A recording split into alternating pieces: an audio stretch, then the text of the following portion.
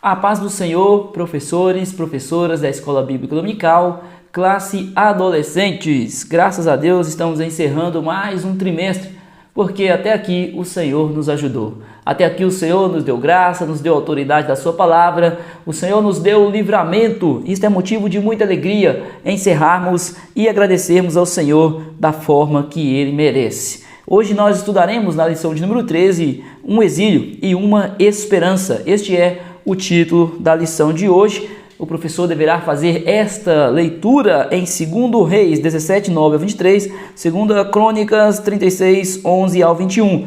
Esta é a leitura bíblica em classe. E a mensagem principal está em Jeremias 30, 10, que diz: Povo de Israel, não fique assustado. Eu os libertarei desta terra distante, da terra onde vocês são prisioneiros. Os descendentes de Jacó voltarão e viverão em paz. Então nós falaremos sobre o povo de Israel, mais uma vez, da forma que o Senhor demonstrando o seu cuidado a este povo que por muitas vezes foi desobediente, preferiu andar de acordo com a sua própria vontade e muitas das vezes na prática da idolatria. Então o Senhor, como Ele nos ama e Ele corrige a quem Ele ama, Ele corrigiu aquele povo. E nós estudaremos mais sobre esta correção, sobre o juízo de Deus sobre aquele povo que foi desobediente. Mas nós também poderemos ver nessa lição o grande amor de Deus, o poder restaurador do nosso Senhor. O Senhor, Ele muda a história, então não foi diferente também o seu cuidado com o povo de Israel. Objetivos em sala de aula que o professor terá é apresentar o desfecho da história do povo de Israel no Antigo Testamento, destacar a importância e a atuação dos profetas antes e durante os exílios dos hebreus e, em seguida, refletir sobre a justiça, a misericórdia, a fidelidade e a bondade de Deus. Vamos então ao tópico de número 1, o juízo de Deus sobre Israel. Mas antes tem um parágrafo que é importante o professor ler ele, não somente ler, mas explicar aos alunos, porque é como se fosse um resumo, relembrando aqui um pouco da história para poder ter uma continuação. Então, aprendemos que Israel foi dividido em dois reinos: Reino do Norte, Israel, e Reino do Sul, Judá.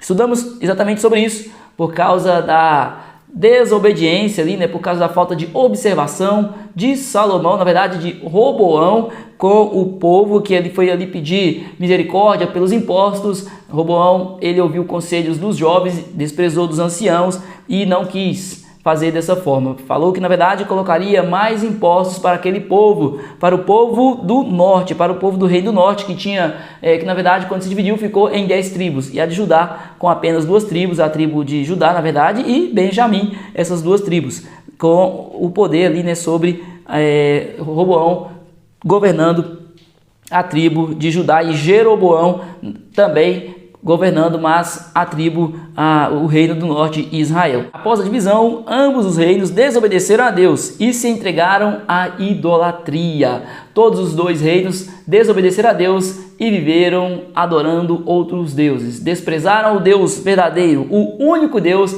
para adorar deuses estranhos. Isto é incrível, porque não foi um reino, foram os 2 reinos, exatamente por causa, porque o mal, na verdade, ele traz prejuízos, traz consequências. Então a falta de observância ali de Roboão, logo no início, ele, se tivesse feito, talvez, ouvido ali os anciãos e respeitado o conselho, mas não, preferiu o conselho dos jovens. E uma coisa que é verdade, que nós devemos ensinar aos nossos adolescentes, é respeitar os mais velhos. É uma coisa muito importante e necessária, isto é inquestionável, a importância deles respeitarem as pessoas que são mais velhas, que detêm conhecimento, que sabem o que é melhor. Mas pessoas, logicamente, pessoas usadas por Deus, pessoas que têm valores morais, valores cristãos, que sabem também aquilo que é certo de acordo com a vontade de Deus. Então, o povo se entregou à idolatria. Israel não teve um rei temente, nenhum rei temente a Deus. Judá teve alguns, então o reino do norte, Israel, não teve nenhum rei temente. Porém, Judá já teve alguns, nós também estudaremos sobre isso. Todavia, pelas desobediências constantes, Deus exerceu o juízo. Por causa da desobediência, aquele ciclo: peca, pede perdão, o Senhor perdoa, restitui, restaura Israel, e novamente peca, e assim sucessivamente. Então eles foram levados cativos. O juízo de Deus ao povo de Israel, ambos os reinos, foi cativeiro, e nós estudaremos isso adiante. O reino do norte se manteve, aqui no tópico 1, né, o juízo de Deus sobre Israel, o reino do norte se manteve por um pouco mais de 2 séculos.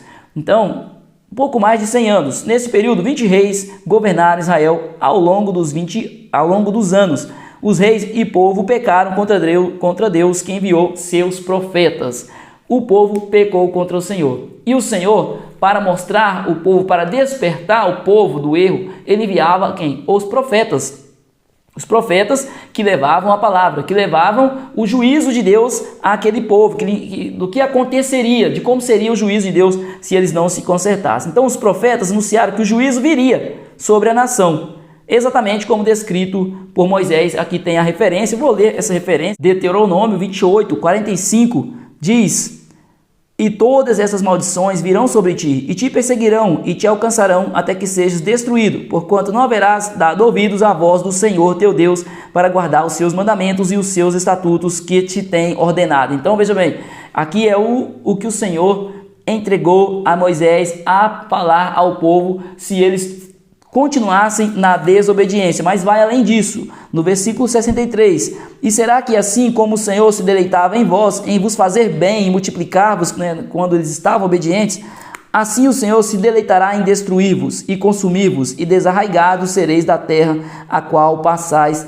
a possuir. Então este foi o aviso do Senhor, e o Senhor sempre usava homens de Deus, usou Moisés, usou também em seguida os profetas para alertar ao povo. O Senhor usou vários, inclusive nós temos os profetas maiores, os menores, e aqui nós vamos apenas nesta lição, né, alguns exemplos serão mais explicados aqui, que será o caso de Elias, Eliseu, Amós. Então houveram outros profetas, mas nós vamos dar uma ênfase a estes, né? Então era uma oportunidade, sempre que o profeta ia ao povo, era uma oportunidade deles se arrependerem e voltarem ao Senhor, mas não voltavam.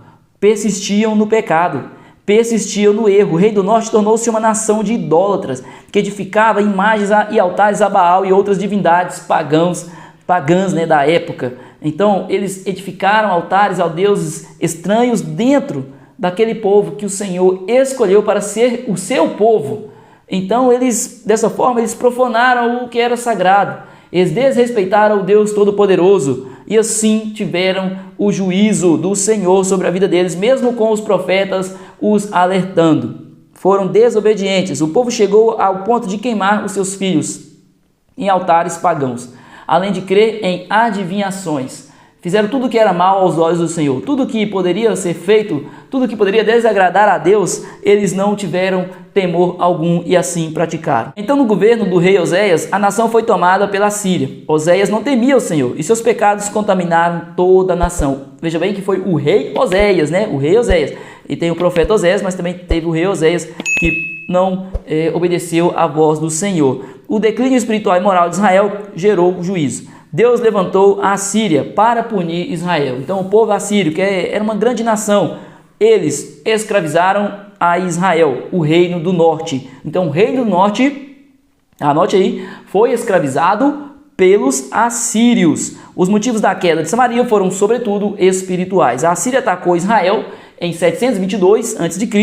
e então dessa forma o povo se rendeu, porque estava, com certeza estava fraquejando já. Então esse ano marca o fim do Reino do Norte. Os judeus foram levados cativos e os que ficaram no território tiveram que pagar tributos, perderam a autonomia e a liberdade, ou seja, eles não tinham mais domínio sobre eles, perderam a autonomia, eles não tinham mais domínio sobre si, não tinham liberdade. É o que nós tanto procuramos hoje, que a sociedade busca liberdade, autonomia em suas decisões, mas eles perderam. Eles perderam, então o cativeiro trouxe dor, porque o cativeiro é isso mesmo, é dor, sofrimento, é perca, é morte e, finalmente, consciência do pecado, que era o necessário para que eles pudessem voltar aos pés do Senhor. Então, muitas das vezes, a correção do Senhor é justamente para nós voltarmos à sua presença. Nós precisamos explicar aos nossos alunos que circunstâncias virão em nossas vidas, muitas das vezes para corrigir algum erro. Muitas das vezes é Deus mostrando que é necessário uma mudança em nós, que é necessário uma mudança em nossas atitudes, é necessário mudarmos a forma que tratamos as pessoas, a forma que nós tratamos o que é sagrado, aquilo que é de Deus. Sempre o Senhor nos ensina algo através das lutas, e uma grande luta sempre também tem um grande ensinamento. E o nosso Deus, ele trabalha dessa forma. Melhor quando nós observamos a vontade de Deus, melhor quando nós somos obedientes à sua vontade para não termos que passar por isso, porque o Senhor, ele é bom. O Senhor nos avisa, o Senhor nos alerta, o Espírito Santo, ele deixou o Espírito Santo, né? Jesus, quando ele vai aos céus, ele ascende aos céus e retorna, então ele deixa o Espírito Santo, que ele é o auxiliador, e esse auxiliador tem o papel de nos mostrar as melhores decisões, o que é certo e o que é errado. Então sempre somos alertados em nossas decisões, e os nossos alunos precisam saber disso, que o Espírito Santo está em nós para nos guiar a fazer o que é certo, o que é de acordo com a vontade de Deus. Então, para que não possamos passar pelo que o reino do norte passou, para aquele povo passou, precisamos ser obedientes a Deus. O juízo de Deus sobre Judá. Judá também foi desobediente, né? Porém, teve alguns reinados ali que eles observaram a vontade de Deus.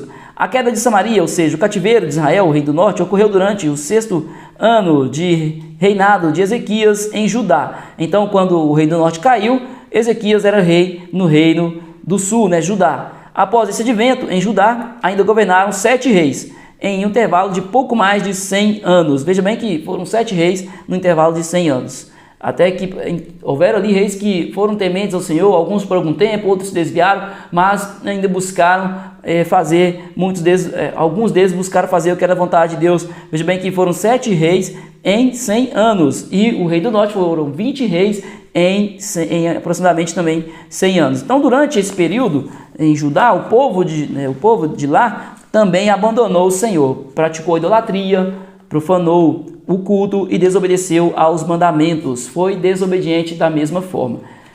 O juízo de Deus sobre os irmãos, sobre seus irmãos, não despertou nos hebreus do sul o arrependimento. Então, o que aconteceu com o povo do norte não despertou a atenção do povo do sul.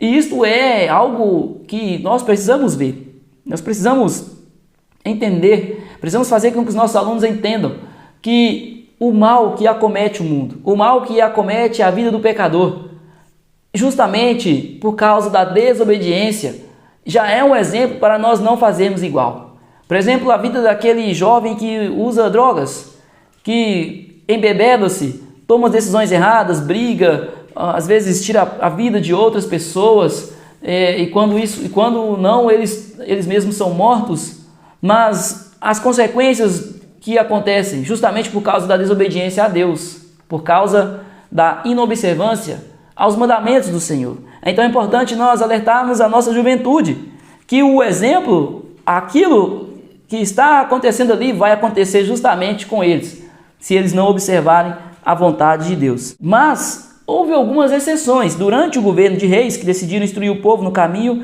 justo, tais como Ezequias, Josias. Deus também levantou uma nação estrangeira, inimiga, para instrumentalizar seu juízo sobre Judá. Então, mais uma vez, o Senhor levantou uma nação estrangeira para levar juízo, para levar correção, para levar consequência, para levar o julgamento pela causa errada, pelos erros de Judá.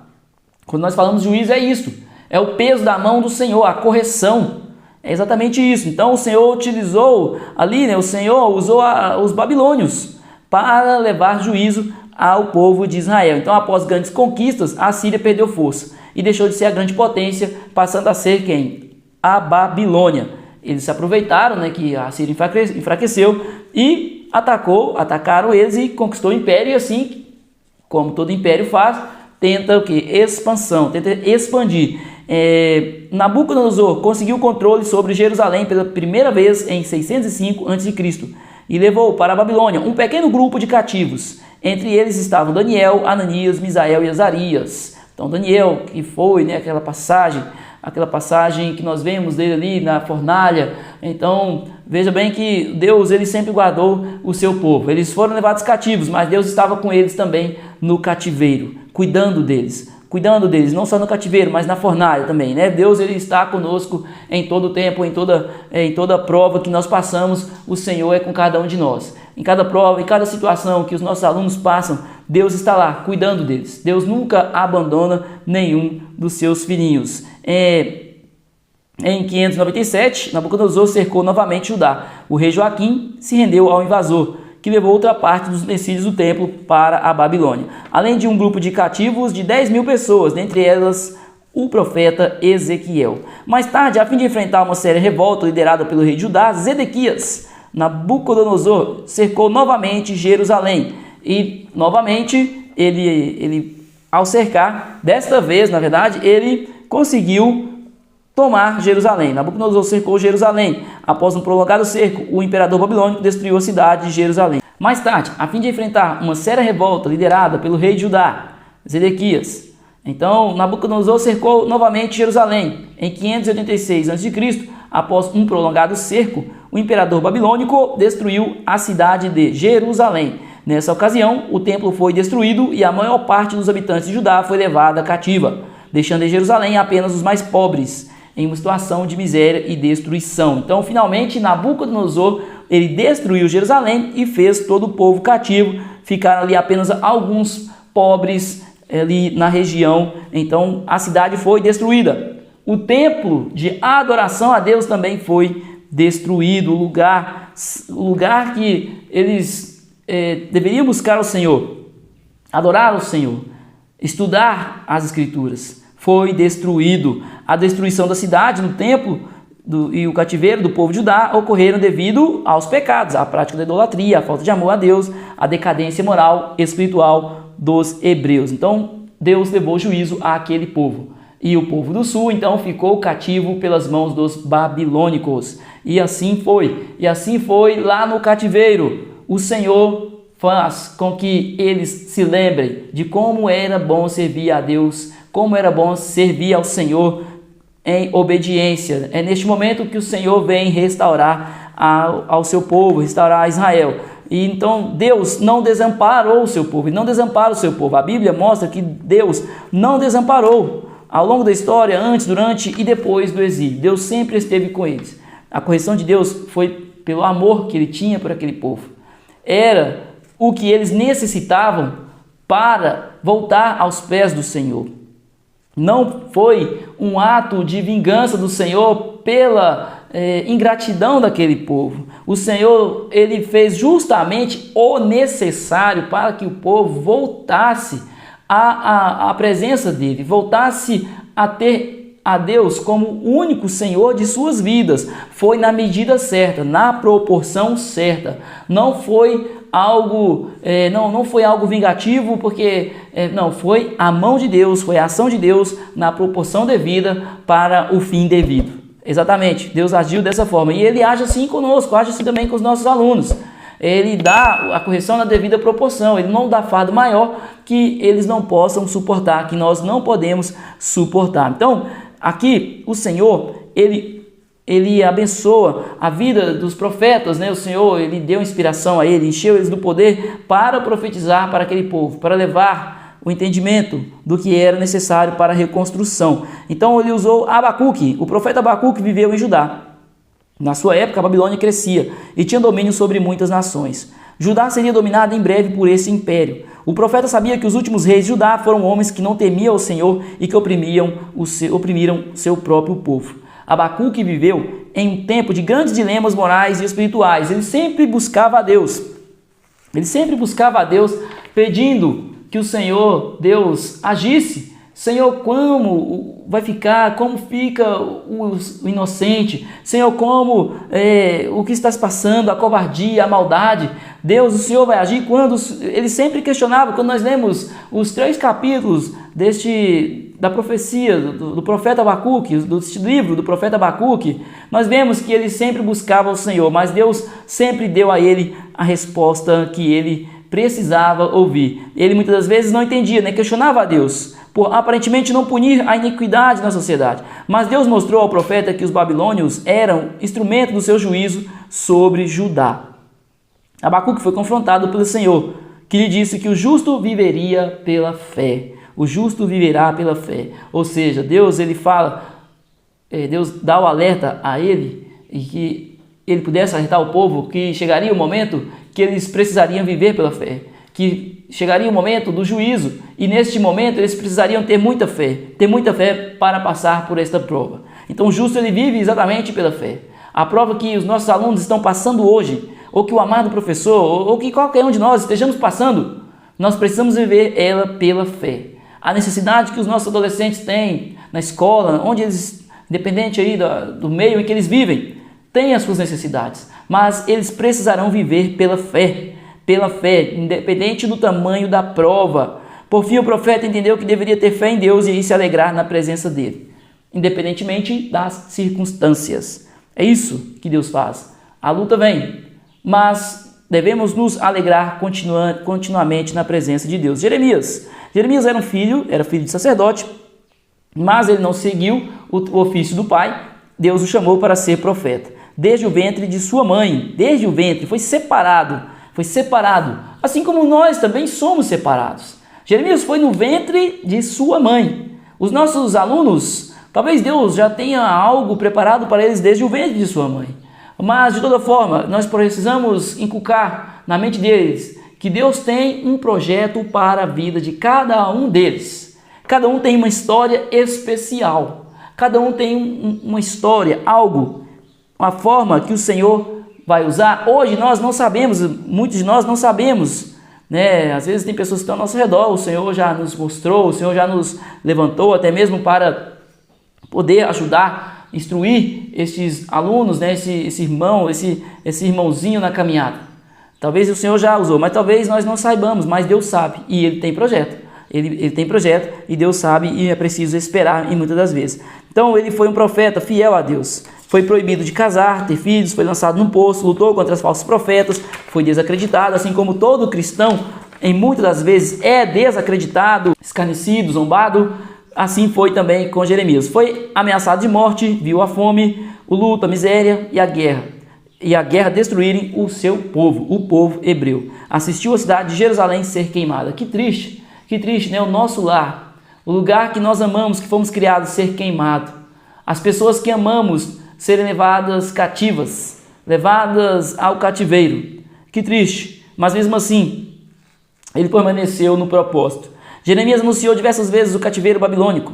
Todavia, falsos profetas anunciavam que em 2 anos a nação retornaria do cativeiro. Isso confundiu o povo, mas Jeremias, por ser um verdadeiro profeta, tinha certeza de que o cativeiro duraria 70 anos, conforme anunciado por Deus. Então Jeremias, ele foi caluniado, foi maltratado, ele enfrentou falsos profetas, assim como existem muitos hoje que querem confundir o povo do Senhor. Mas para isso o Senhor levanta verdadeiros homens de Deus. E os nossos alunos, as nossas alunas também, né, são pessoas verdadeiramente do Senhor, que o Senhor usará cada um conforme o seu querer, entendendo eles que são ferramentas nas mãos de Deus e que Deus tem propósito para eles, para elas, independente do trabalho, do ofício que o Senhor colocar em suas mãos, o Senhor tem sim algo para entregar a cada um deles. Ezequiel, assim como Jeremias, também era filho de sacerdote e foi chamado para ser profeta. Exatamente como Jeremias era o pai sacerdote, não foi dessa forma o Senhor, ele mudou a história aqui no caso, né? Porque os filhos dos sacerdotes, eles fariam o trabalho do pai, né? Futuramente, ou desde que, de toda forma, estariam ali envolvidos no trabalho daquilo que era sagrado, do templo, do serviço ao Senhor. Mas ele foi chamado para ser profeta porque o nosso Deus, ele é capaz, ele é poderoso, ele conhece, ele tem a soberania de tudo e ele muda a história. Ele mudou a história, então Ezequiel se tornou profeta. Viveu no mesmo período de Jeremias, era mais jovem, foi levado prisioneiro pela Babilônia e passou a viver às margens do rio Quebar. Foi nesse lugar que Ezequiel teve visões e viu a glória de Deus. Certamente porque estava esperando do Senhor, porque estava ali, vivendo, pelo menos em sua mente, buscando ao Senhor. Então o Senhor certamente chamou Ezequiel, ali mesmo, na Babilônia. O profeta foi instrumento de Deus, anunciando juízo a muitas nações ímpias e esperança para Judá. Ezequiel foi usado por Deus para instruir os judeus que estavam no cativeiro. Através dele, Deus anunciou promessas ao povo escolhido. Então o Senhor usou Ezequiel para alertar o povo ali mesmo no cativeiro, para falar a eles. Inclusive Jeremias, ele escreve ali ao povo em cativeiro, falando para que aquele povo multiplicasse ali, para que tivessem filhos, para que estudassem a lei, porque chegaria um momento que o Senhor restauraria aquele povo. E assim o Senhor agiu. Assim o Senhor agiu. Durante o cativeiro, uma nova geração de hebreus foi formada. Ali eles reaprenderam a adorar somente ao Senhor. Então o cativeiro fez com que eles voltassem à adoração verdadeira. Adoração ao único Deus verdadeiro, e não mais a Baal ou qualquer outro deus, Azerá ou outros deuses que fossem ali à época. O Senhor usou justamente o cativeiro para moldar as pessoas, aquele povo. Após o período de 70 anos, Deus começou a cumprir sua promessa de restauração. O novo império se estabeleceu. A Pérsia passou a dominar a antiga Babilônia. Então, ali o império persa, com seu rei, foi misericordioso e aceitou que o povo retornasse ao seu lugar e ali reconstruir a cidade e também o templo. O novo imperador foi usado por Deus, então dessa forma ele permitiu. Assim, centenas de judeus começaram a retornar para a região de Judá, a fim de reconstruir o templo e a cidade de Jerusalém. E o que de fato foi realizado mediante a liderança de Zorobabel, de Esdras e de Neemias e muitos outros, também ali operários que eram tementes a Deus, que tiveram desejo em seus corações de reconstruir a sua cidade, de estudar as escrituras, de ter uma nova geração ali, que fosse uma geração nova agora que obedecesse à vontade de Deus. Foi justamente o desejo de mudança que fez com que aquele povo pudesse reconstruir tudo novamente. Então nosso Deus, ele nos chama nossos jovens, chama aos professores, para que todos nós juntos tenhamos esse desejo de fazer algo para o Senhor com amor, com dedicação, pensando entendendo que somos uma geração diferente da geração do mundo hoje, uma geração que busca fazer a sua própria vontade, vivendo os prazeres carnais que só trazem destruição. A nossa geração é diferente, a nossa geração é uma geração moldada com caráter cristão, para fazer a vontade de Deus e não aquilo que o mundo prega hoje. Que o importante é que seja feliz, mas quem prega esta palavra é o mundo, é Satanás. A palavra de Deus diz que o importante é obedecer à vontade de Deus, independente da circunstância, e assim ser abençoado. Essa história que nos prova que nós devemos batalhar dia após dia, em momentos bons e também nos momentos ruins, jamais desistir, perseverar até o dia que o Senhor vier com a sua providência para as nossas vidas. Amém? Então Deus abençoou, Deus ele cumpriu a sua promessa, ele cumpriu a sua grande promessa e finalmente ele cumpre a sua promessa na pessoa bendita de Jesus Cristo, o resgatador de Israel. O resgatador não só de Israel, mas de toda a humanidade. Jesus, só Jesus Cristo, ele mudou, ele deu a vida, ele tirou o fardo, ele traz vida eterna, traz alegria e traz mudança, e por isso somos gratos